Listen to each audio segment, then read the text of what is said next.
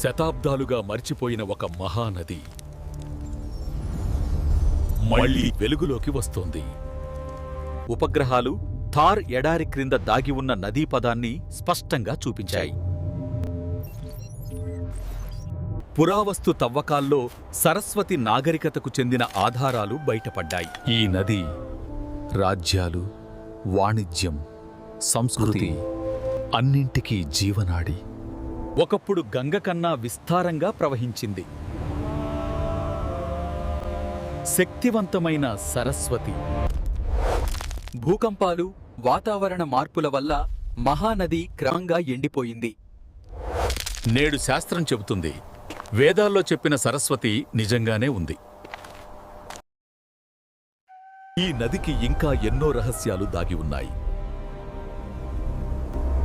Part 3 కోసం సిద్ధంగా ఉండండి.